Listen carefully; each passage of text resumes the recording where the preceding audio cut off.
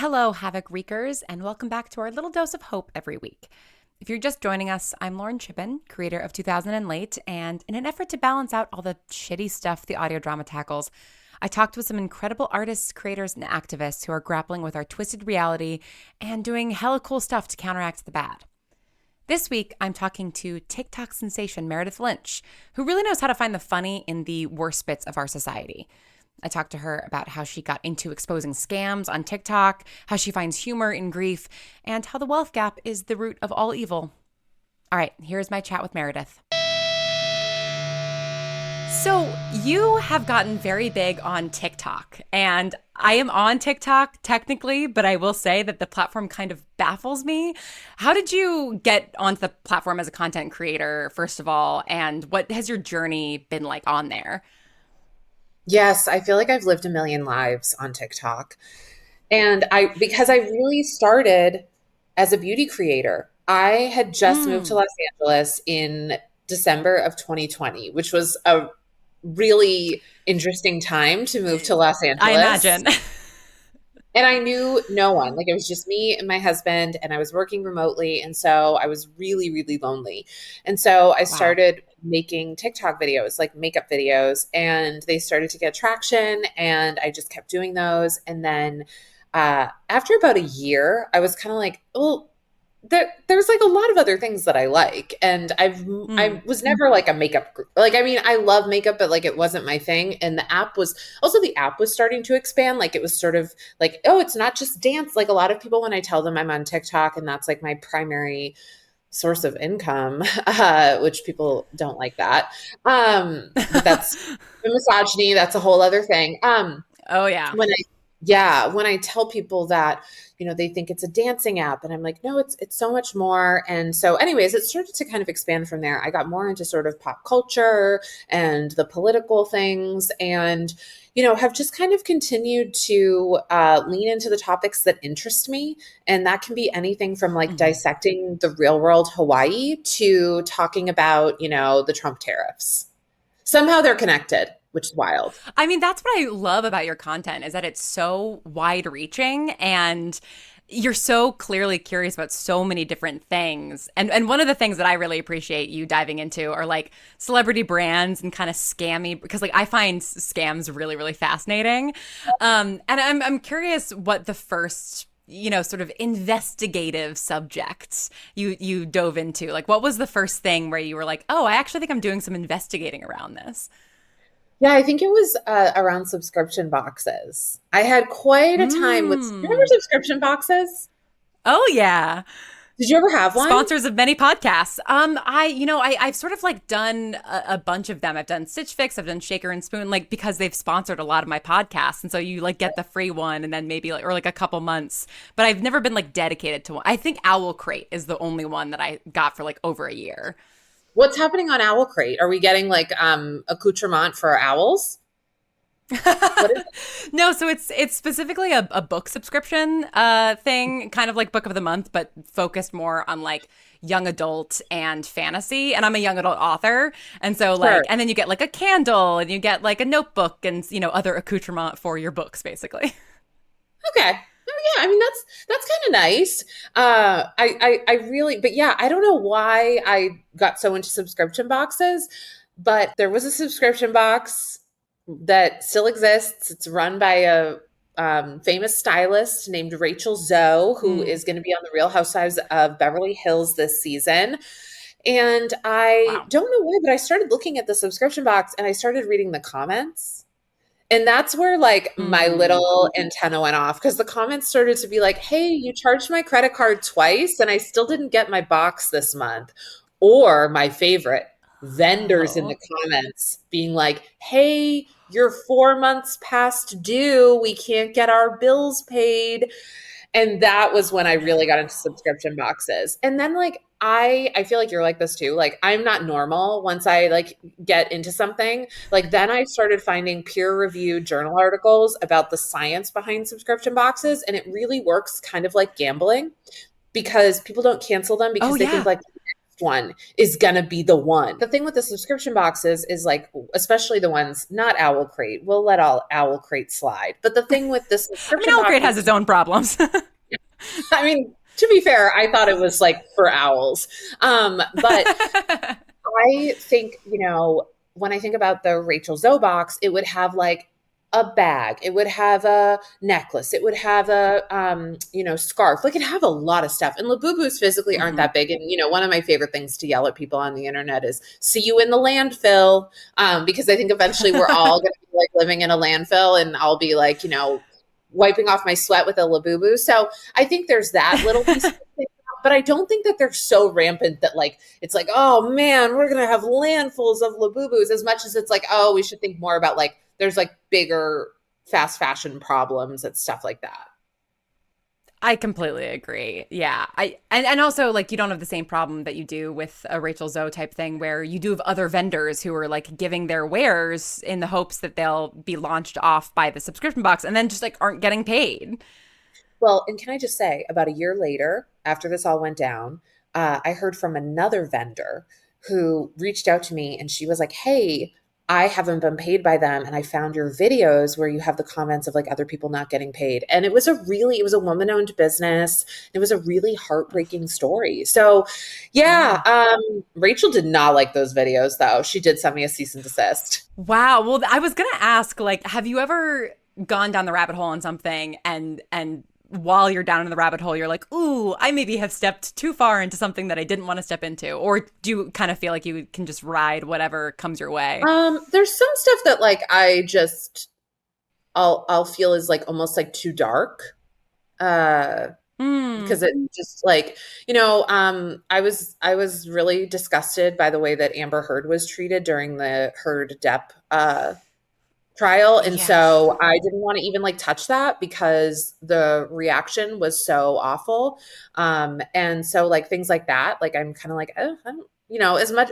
And I also look at it like, is someone else telling this story? And I wonder if you go through this too, where I'm like, well, that probably is a story that needs to be told, but there's a lot of people doing it and they're probably doing a better job than me. So that's kind of, sometimes a line that I'll come up against where I'm like, oh, I don't think that I'm going to add anything that's that different. And I think it's going to end up being really painful for me as well. Yeah, that makes a lot of sense because you clearly don't shy away from dark or difficult topics, but it is sort of about like, okay, what can I contribute? What is going to be difficult for me? And what another thing I love about the way that you talk about like, tariffs, which is like a serious subject, and a lot of things that you talk about which are affecting people's lives, which are dark or politically charged, but you still make it funny. And I am not primarily a comedy writer. 2008 is sort of the first time I've attempted doing something more in the sitcom format. How do you find the funny in like our completely insane world? I mean, I feel like I have one of the things is I think is just part of my story. And I'm not saying this is the worst thing that's ever happened to somebody, but I grew up a lot of my life with a terminally ill parent. And so I had many years of my life, about 4 years of my life, where I was from about 13 to about 17, where I had a very, very sick parent in my house. And it was a really sad way to live. And the only way that I knew how to get through it was to laugh about it.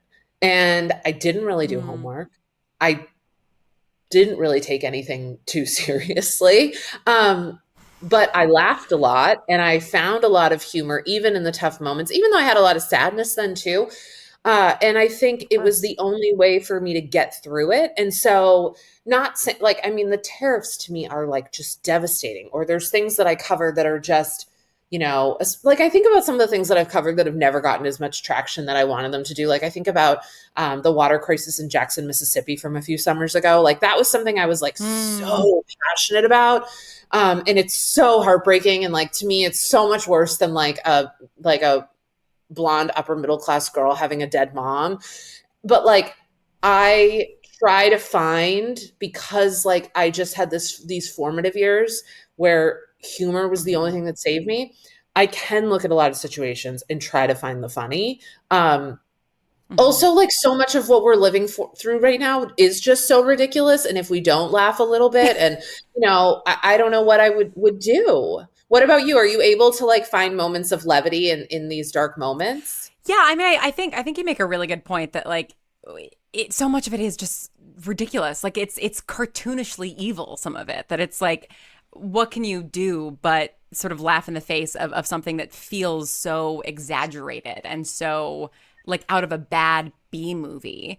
So I think, yeah, I think that I do try to sort of, find the fun or funny moments sort of in all of the chaos of the news. But it makes a lot of sense to me that that experience that you had as a teenager shaped the way that you view the world and move through the world. And I really appreciate how open you are about losing a parent, because I think that that's something that is, I would imagine, quite hard to talk about. And the fact that you not only were able to find joy and humor then, but the fact that it's clearly shaped the way that you view the difficult things now is, I think, really unique. And I'd be curious to hear more about how you feel like that's shaped the way that you think about things, the way that you meet challenges now in your adult life.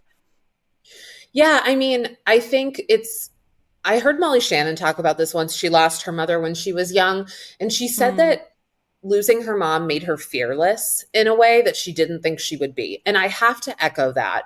I do think that I am kind of fearless because there is a part of me, and I know that this is like not totally true, and someone can say, well, what if this happened? But the worst thing already happened to me.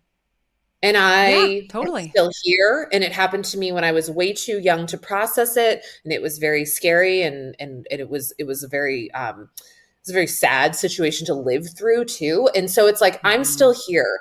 And I feel like, not that I can't be hurt, because I can be hurt, and there are things that can hurt me, but I do feel kind of fearless. I do feel fear, as she said, I feel fearless in a way. And I appreciate that. I have an appreciation for the world that I don't think that I would have had my mother not died. I Mm. have an empathy that I don't think that I would have for other people. And I think because my mother died when I was young, I also had to learn to advocate for myself a lot earlier. Not that my dad's a wonderful dad, but I had to be scrappy in a way that I didn't have to be before my mother was sick. We had Right. less money. My mom was really the primary caregiver in the house, and things weren't getting. I just became a different person. And if I didn't have that experience, I don't think in a million years I would be who I am right now. Yeah, I imagine too, being a woman who's doing content creation on the internet, right? Like you are a target just by the nature of what you're doing, right? That's the reality of being a woman on the internet. And not only did you lose a primary caregiver and all those practical things, but also the female role model in your life, and that must have been really, really hard. Oh yeah, I mean, like, I am getting closer to the age that my mother was when she got sick, and I'm Mm, just sort of like, oh God, it's like I feel like I'm aging. I'm gonna, hopefully, knock on wood, I'm gonna age past her, and like, that's very different. But I will say, like, one of the cool things about being on TikTok is like I feel like I have found sort of like mother figures, mm, and people who can sort of like fill that void. And I do feel like there are things that like I just don't know how to do sometimes because I didn't have my mom to teach me them. Either she was too sick or she was gone. And so like I love the internet because I can look these things up. And like, it can be lonely, especially when I was younger, to like, not have the mom to call and ask the advice for. And some people don't have that even if their mom is alive. totally. But but the internet, I think, can really be a place where I can sort of, probably even before I should have been doing this when my frontal lobe wasn't fully formed, I was probably looking to the internet for these answers. But I think that is such an essential part of the internet, right? Like, regardless what challenge you're facing. I mean, this has been something that I've been talking a lot with friends about in regards to like, all of the laws that are being put in place around like age verification and protecting the children. Like, we can all agree that we don't want kids seeing certain things on the internet or having certain experiences on the internet. Like the internet is not a utopia, right?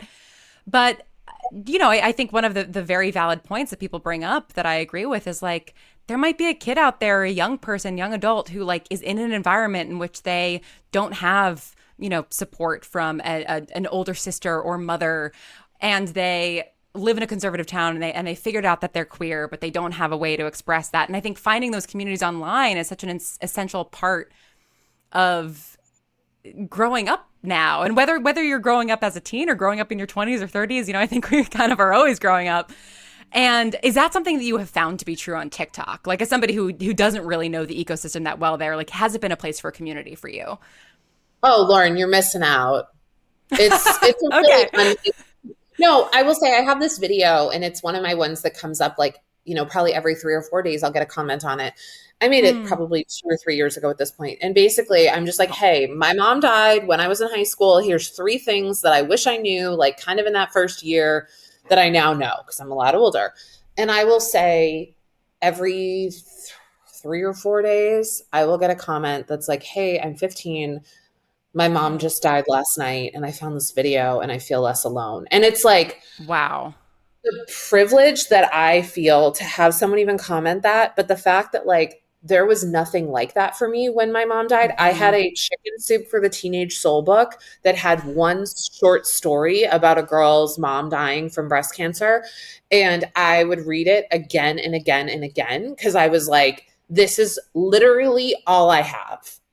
Yeah. And Wow. I think, like, I mean, probably someone's watching my video with that same thought process. So hopefully they're finding other videos and finding more community because one of the things I advocate is to find community. But yeah, and I think you're right. Um, I think that the internet can be an amazing place for young people to connect. And it's funny, like I know this is a little bit like of a switch of a gear, but it's I think in the same vein. I was hearing these people talk the other day on a podcast about how like, social media is really dangerous for young girls because they're seeing like bodies that are Mm. manipulated and they're seeing filter. And I'm like, right. And guess what? Like 25 years ago, you guys were saying that with magazines. Like Yep. I was a magazine kid and it was like the 17 magazine was creating an unrealistic expectation for me. So the module changes, right? Or the way that the form changes, but the idea doesn't change. We are always No. chasing that. And yeah, maybe it's more omnipresent and maybe it was better that I was reading 17 magazine because like maybe I also read about like here's why you should get a pap smear. Like, I don't but like Right. it's kind of the same. I was like, it's the same damn thing. Let's talk about something else. That's how I felt. Yeah. No, I am completely with you because I remember reading all of those magazines too growing up. And also like, God, growing up in the 90s, like the women that were on television and in movies, the type of skinny that was acceptable societally in the 90s and early 2000s is bonkers. And like that, that just standing in the grocery store line, looking at the front of tabloids and the celebrities that would be called fat and like just the insane body image standards. And at least now kids can turn on a TV show or go and see a movie and see a range. I mean, still not enough of a range of bodies, but certainly a more of a range of bodies than they could see 25 years ago. Yeah, and like the thing is like people don't go to the grocery store now the way they used to. And so Right. it's like being on your phone and getting those images is kind of the new grocery store for kids, right? So Yeah. like we've always been inundated with these images. It just, it's also too, it's like how do we talk about them to our kids? Like I was on TikTok Yeah. live this morning and I went on to do a little like a little politics news chat with a couple of other amazing creators. And the first comment I got was from what I believe is probably a 50-plus-year-old woman. And it said, Mm. Meredith, have you ever thought about getting surgery for your downturned eyes?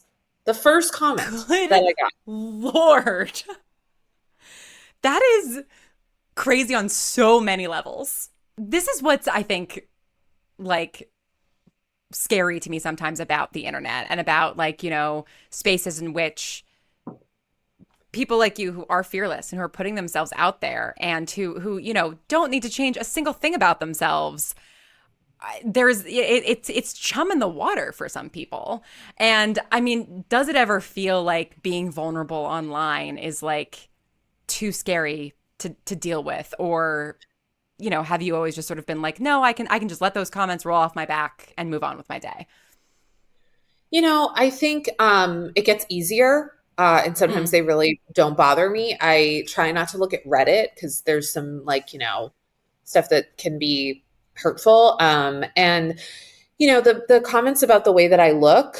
I mean, I survived middle school. I can survive that, but I do think like what concerns me is I think there's a lot of conversations right now of like we gotta teach kids like that bodies aren't perfect and da da da, and then it's like I think there's a lot of still this like internalized misogyny that creeps up. And I get a lot of comments on my weight. I get a lot of like I didn't even know I had downturned eyes until I started making content. I don't even know what that means. It Like, just means your that eyes are like lovely. I don't like.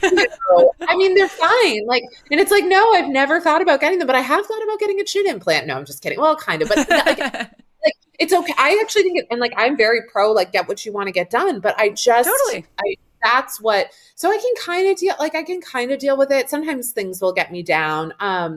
And it's more like I mean, I've gotten lots of scary threats. Mm, One especially related to my thoughts on pro-choice issues, where sure. I was doxxed. And Oh that my was God, I'm really so scary. sorry. Yeah, no, it all Oof. worked out in the end. But that was hard. Yeah, and so you learn to kind of figure out how to take like what to take seriously and what not. Like the doxing I took very seriously. But yeah. Yeah, oh God, that's just terrible. And really does happen way more to female creators, obviously, than male creators. And I imagine that the community that you've built on TikTok has been mostly female creators. Like, do you find that sort of having support in that way of people who like know what you're going through and know what you experience, does that make those comments that sometimes sting a little bit easier just because you know that they're being passed around to everybody? Yeah, but I will say this about content creation. It is very siloed work. We don't Mm, really connect with each other. Like most of my friends are not creators. I have a couple of creator friends, but they're like, and I do think it's important to have them, but like, no, like most of my friends are like not in this world. I mean, up until a few hmm. months ago, I worked a regular 9 to 5 job.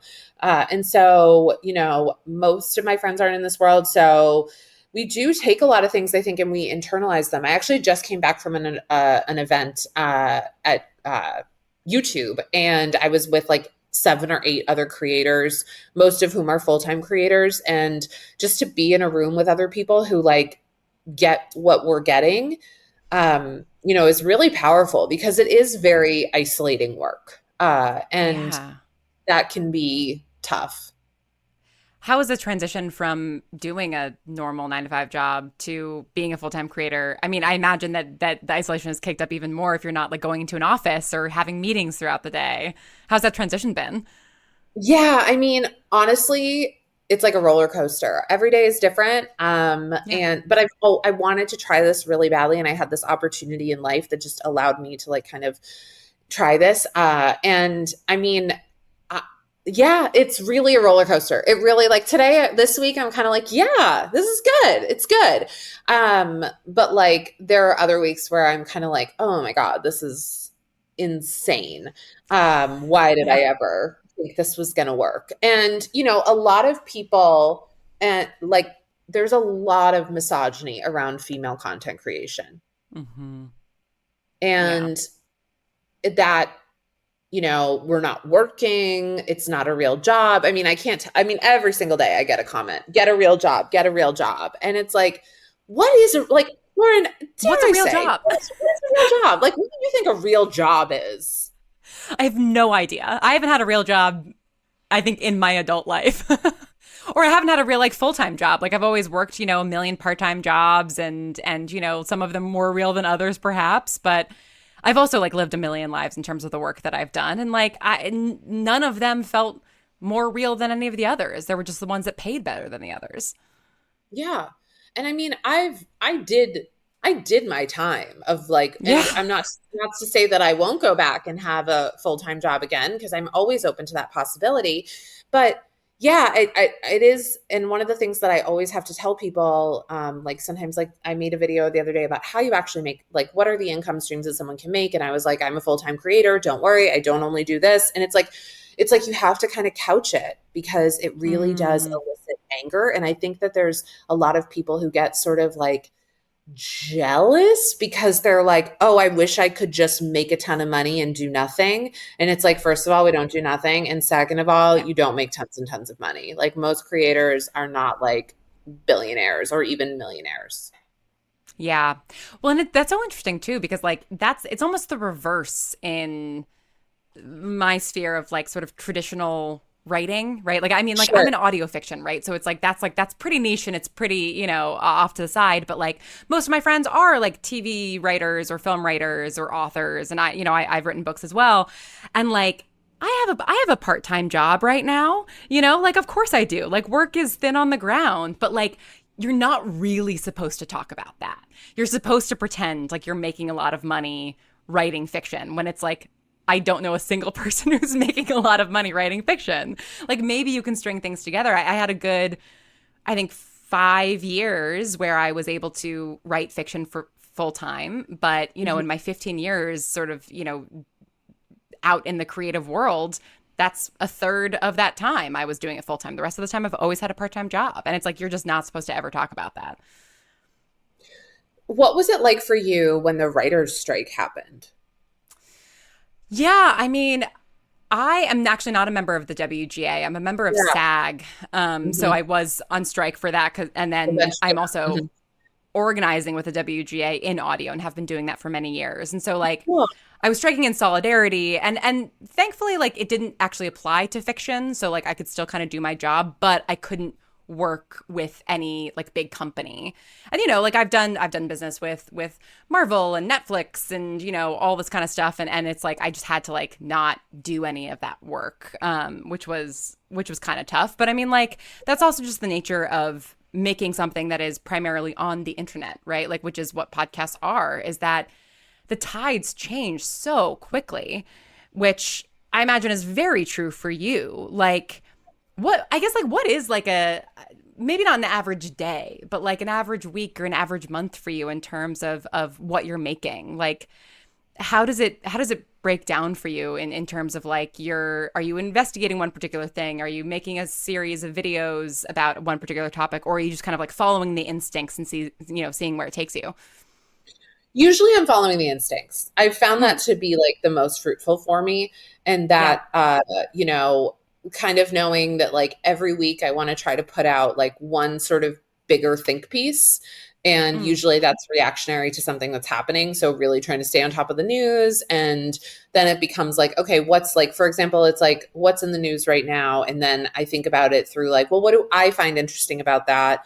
And what will my audience find interesting about that? And I think like really getting mhm. to know my audience has been really key. I mean, I will tell you, I did fuck up this week. I did post a take. I was really excited about the return of Kate Goslin from the show John and Kate Plus Eight.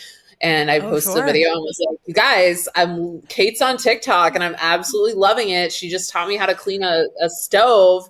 And people were like, absolutely. And I was like, whoa, my audience does not like Kate Goslin. Okay, good to know. But like just kind of trying to find the stories that people are going to respond to. Like I knew people would probably be interested in the tariffs thing. And at the end of the day, one of my things is I believe, like I have this guiding principle that the wealth gap is the biggest problem in this country. Like I think if we could Mm. fix the wealth gap, we would fix like 99.9% of our problems. Like it's the wealth Yep. gap is climate change, it's housing, it's incarceration, it's every, like people just like once you start thinking about it, you're like, oh yeah, it's just the It's it's the wealth. everything. Yeah. Yeah. So when it that's like, if I when I can look at a story and go, okay, here's the wealth gap in that story, where that's where I see the wealth gap Hmm. angle, and I might not even say those words specifically, but that's where like I sort of get inspired. That's so interesting. And I completely agree. Like it does feel like if you pull on the thread of any societal problem, at the end of the day, it's like, yeah, it's because a too small amount of people have too much of the world's money. Is there a subject sort of related to that, or something that you're, that's always on your mind that you haven't gone into, that is sort of like in your sights for future? I mean, I don't know if that would be spoiling kind of future content, but I'm curious sort of what's on your mind these days. Yeah, I mean, I'm trying to think about some of the things that are on my mind right now that no, you're not spoiling anything. I love riffing. You know, I will tell you one thing that I've been really interested in that doesn't seem to be taking off, which is, you Hmm. know, the jobs reports and the economy report are not good here. Hmm. What we're getting is not good. And a couple weeks ago, Trump fired the head of the Bureau of BLS, Labor and Statistics, and that's a bipartisan position. And he fired her because he said that she's rigging the numbers. And I'm kind of obsessed by that. Yeah. Like that to me, like I'm like there. I think there's so much more there. Something else that I've been like weirdly obsessed with lately, and I would like to do more on it, is I'm really obsessed with people's perception of the freedom of speech. I'm also obsessed Yeah. with the Constitution in general. I'm just obsessed with like I think the Constitution is so fascinating because it's like a document. Any like if someone gave you, if you were to go get a full-time job tomorrow, Lauren, and someone gave you the employee handbook, it would say updated May of 2025, because that's the way, Hmm. like that's how those things happen, right? They're always evolving. And so the fact that we like still use this document, where I don't know if you know the Third Amendment, but I'm obsessed with the Third Amendment. I don't, Do you, off the top of my head, I can't say which one it is, honestly. what? Know your rights, Lauren. Okay, the Third Amendment That's my is bad. Yeah. right. Because this could affect you any second now. You could get a knock on your door and find out that your Third Amendment rights are being attempted to be violated. The Third Amendment states that in time of war or in time of peace, no soldier should be forced Oh, to quarter in your home. that's right. That's right. And like when you think about that being number three, you're just like, wait, this document is so fucking old. We gotta think about this, you guys. So it's many things. And then also like to go back to my original point, it's like people will say the most like unhinged things on my page, or they'll tell me and they'll be like, well, First Amendment. I'm like, yeah, you guys, First Amendment protects you from the government. Okay. It doesn't mean that you can go into Fogo de Chao and be like, I'm gonna blow this place up. Like, yeah, there are fucking consequences. So I love people who are like, freedom, whatever happened to freedom of speech? And I'm like, it's not gone away, but I just don't think you understand how it works. And also too, Yes. it's like that was designed because like there was a monarchy that we were trying to get away from. So it's just I'm fascinated by people who like lean on the Constitution like that. And even that is up for grabs. So yeah. Absolutely. Yeah, freedom of speech I think is such an interesting topic, and I think I hadn't really articulated it for myself in the past, but I think that my interest in it is exactly what you're describing, of like people just fundamentally don't want to engage with what this actually means Yes. in like in any direction, right? Because of course then you also have, the right trying to censor things or ban books or what Right. have you. Like one of my books is banned in a couple of states. I don't know why, but Get like out. yeah. Were you proud when you found out? Or were you like, damn it? I was like a little bit of both. I was like, okay, like I'm glad that like enough people are reading this book that it's been banned, but also like this bums me out because I obviously I want teenagers to have access to my books because I read a lot of books, when I was a teen that dealt with things like drinking and drugs and death and all of these things. And I think that that's important. I think that teens should be able to read whatever they want. So yeah, so it's like you've got the people on the right doing that stuff, and then you also have them getting on Fox News and saying like you just can't say anything anymore. Right wing voices are being censored, and it's like you're literally on the news. Yes. I So have to crazy. ask, what was like your favorite like teenage book that you read growing up? Like, Ooh, that's a really good question. I think some of the most formative books for me were the His Dark Materials series by Philip Pullman, the okay. Golden Compass, the Hmm. Subtle Knife, the Amber Spyglass. But I was also like really into Tamora Pierce, who wrote like a lot of like fantasy novels for teens that also like had teens like talking about birth control, like fantasy birth control and Oh, stuff. And okay. like that So, like, always felt like, cool. What about you? What were some of your favorites growing up? oh, I was going hard and real. My favorite was Go Ask Alice. Oh, a classic. Like, I was like, I gotta be so careful. Like, I was young reading it, and I was like, I gotta be really careful when I get to college because I could get sucked into a cult just like that. I could end up with and I mean, yeah, you should be, but like, I was like, I'm gonna go to like, I was in middle school reading it, and I remember thinking like, I'm gonna go to a high school party, and like, someone's just gonna tie me down and make me do drugs. Like, I really was so scared. But that was probably my favorite, and I think it was You're Wrong About did a series on Go Ask Alice a few years ago. Have you ever listened to That it? I haven't listened to it, but I am familiar kind of with like the crazy story around Go Ask Alice. Because And in like, middle school, I fully believed it was real. me too. How Yeah. did I know it? But I thought like it was a in a real way, girl's diary. it kind of worked on me. Like, I'm not It saying I never totally did worked on anything me. bad, but like it kind like I really did. Like, I was like, oh, I don't want to just like randomly die. And so I don't know. Like, I have a friend who's like, bring back after school specials. And I'm like, I don't think you're totally wrong because me yelling at kids, don't do cocaine, there's fentanyl in it now, like, isn't working. But like, I don't know. Well, yeah. I am completely with you. It's so validating to hear you talk about that experience of reading it in middle school because I had the exact same experience where I was like, I am gonna drink something at a party and I'm gonna get the button or whatever they call it and I'm gonna be tripping on LSD. To this day, I'm still scared of LSD because of that book. If It your listeners worked. have never read it, like, you have to read it now as an adult and imagine being like too young to read it. Like, I was probably Yes. sixth to seventh grade, too young, but that's how young adults read. They always want to read up, right? Like, they Yeah, always want to read about absolutely. older people. And so you read it in like sixth, seventh grade, and you're like, I mean, I think for a lot of millennials, it was our version of like movies like 13. Yeah, And totally. where it like, was like, this could happen to you, which is now like kind of like what's happening to parents with like their kids maybe getting like sextortioned on social media. Like, that is theirs Yeah. now. So like, we need a book like Go Ask Alice, but I think they exist, of like a girl who takes like a, risque selfie or something, and then they, Yeah. ruins her life. It's really what happens in Go Ask Alice. Yeah, I totally agree. I think we should reconsider bringing back some of the after school special, There's actually, elements because the world can be a scary and dangerous place, and we need to not scare children, but certain propaganda absolutely worked on me. The anti-smoking commercials where the woman was smoking a cigarette through the hole in her oh my God. throat Yeah. worked on Never. me 100%. Yeah. Yeah, it's such a careful, difficult balance to communicate to young people, how best to move through the world, especially since it's constantly changing.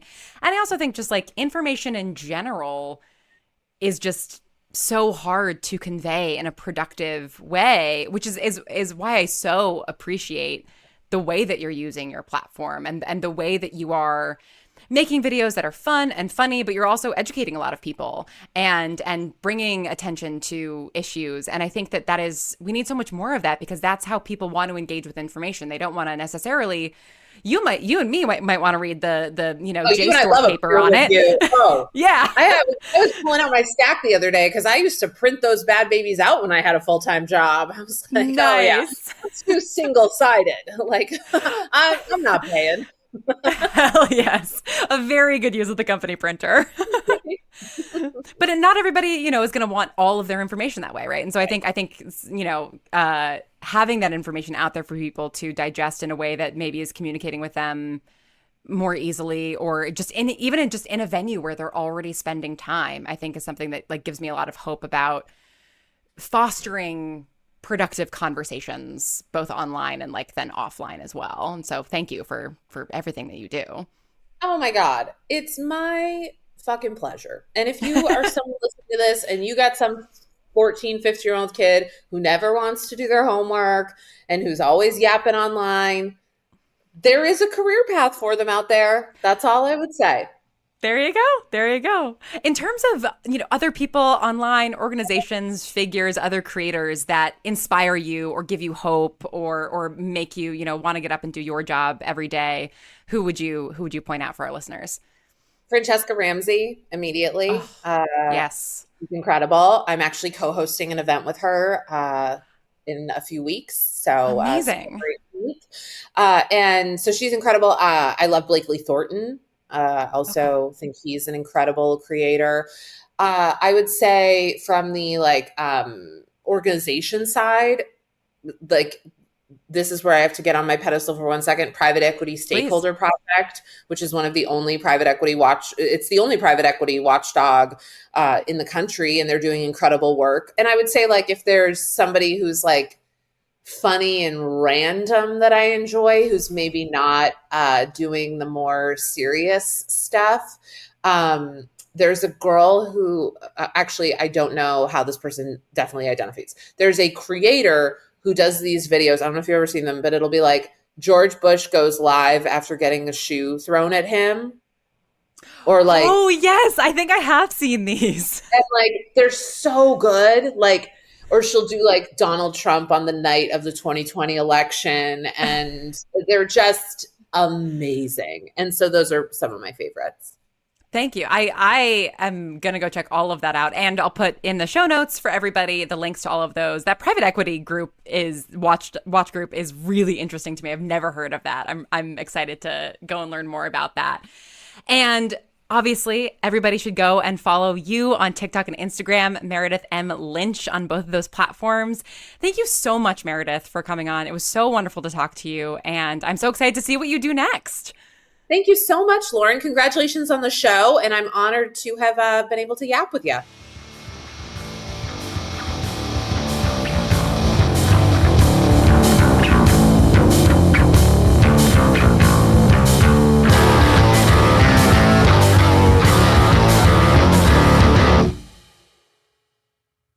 Hey folks, Lauren Shippen here, head of Atypical Artists. And today I'm very excited to say that I have not just one audio drama recommendation for you, but a whole collection of audio drama recommendations for you. Hug House Productions is a podcast collective that focuses on spotlighting stories by and about marginalized groups. While their specialty is in fiction, they've also dabbled in documentaries and chat-style podcasts, so you can get a little bit of everything. And here's the rundown on just a few of their fantastic podcasts. You have Valence, a completed urban fantasy audio drama about an oppressed, anxious, cynical magic user learning to believe in himself by rebelling against a billionaire technocrat. So if you're enjoying 2000 and late, check that out. And if you're looking for something more in the style of Breaker Whiskey, Desperado is a completed road trip audio drama about misfits from all over the world as they try to survive and protect their heritage from modern-day crusaders in a battle of old gods versus new gods. And if you've always thought, well, hey, I love atypical shows, but I wish they had a high fantasy show, well, let me tell you about Levian.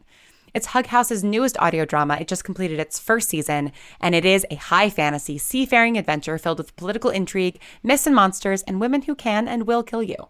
So if you love Game of Thrones and Pirates of the Caribbean, but also thought, hey, those things could be gayer, then Levian should be right up your alley.